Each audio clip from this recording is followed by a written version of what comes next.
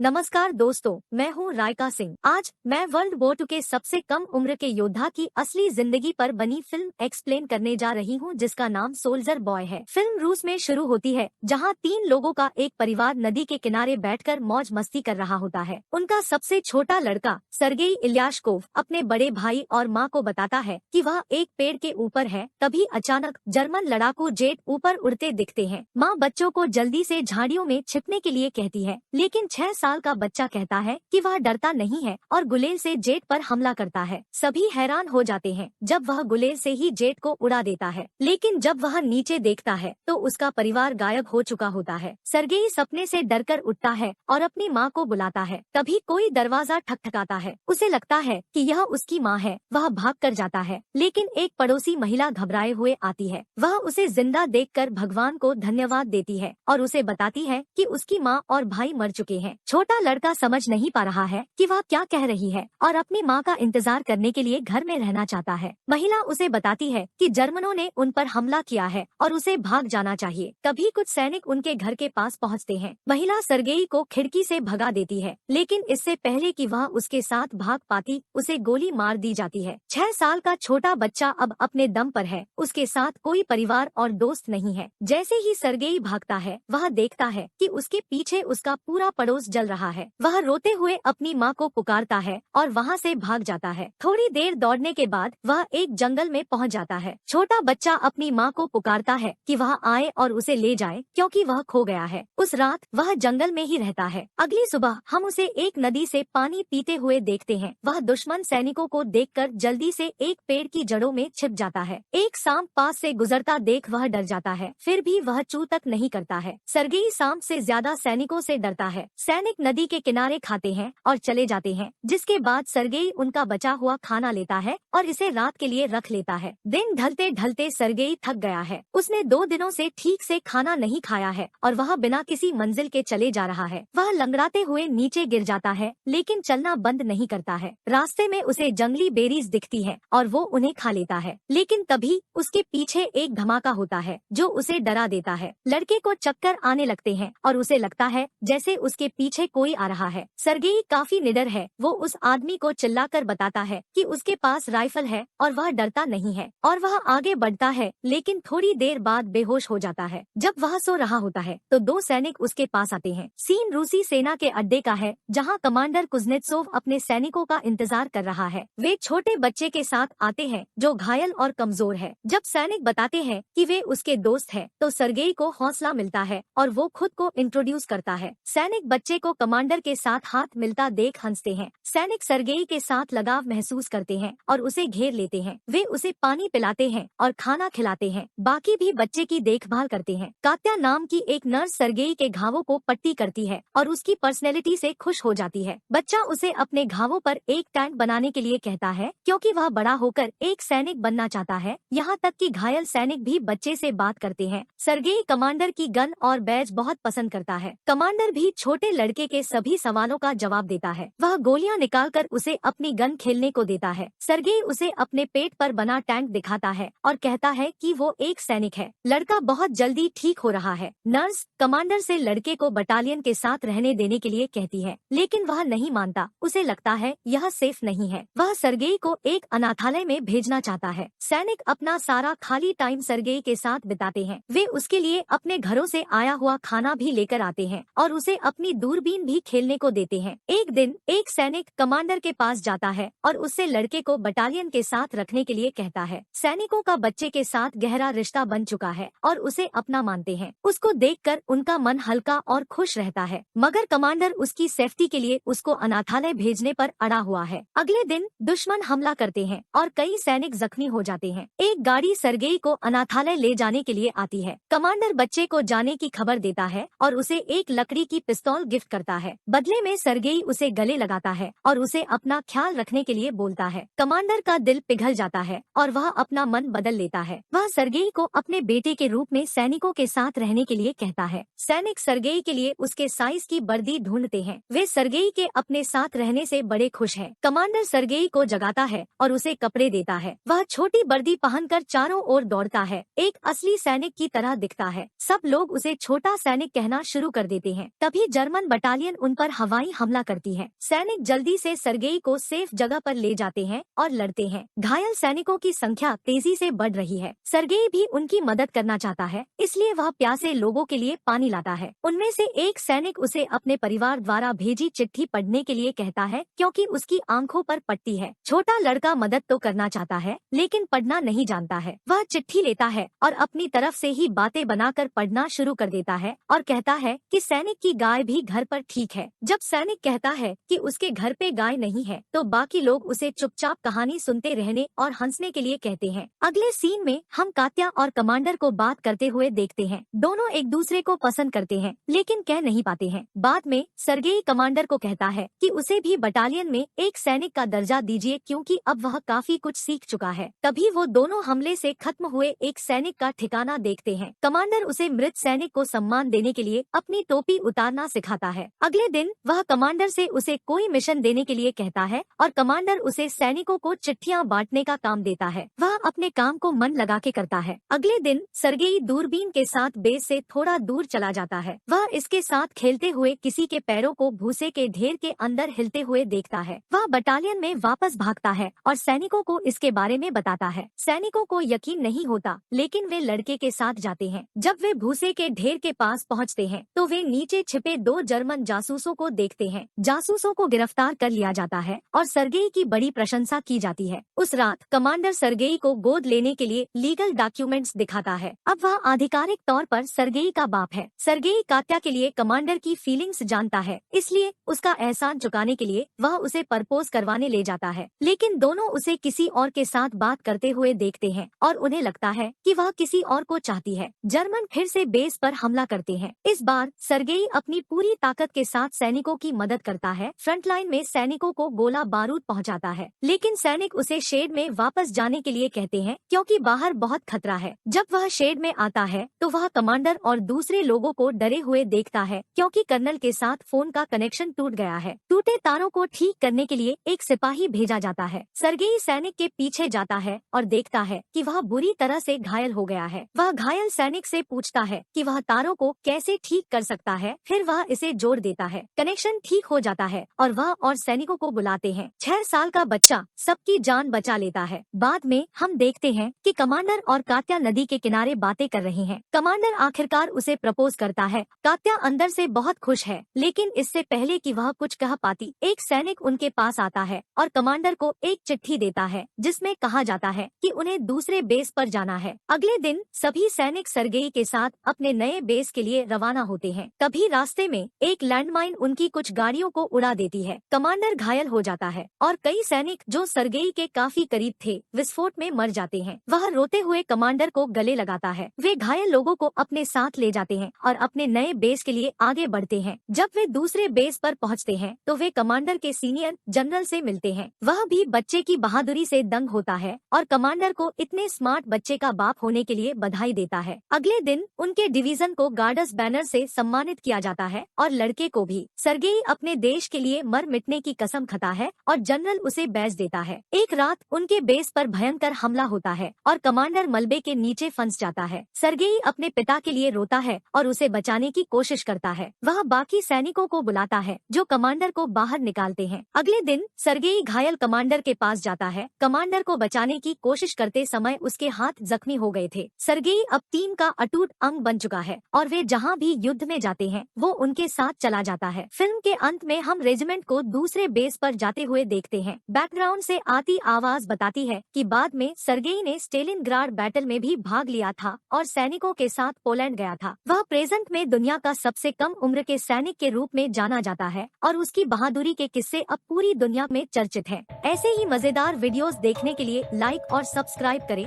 धन्यवाद।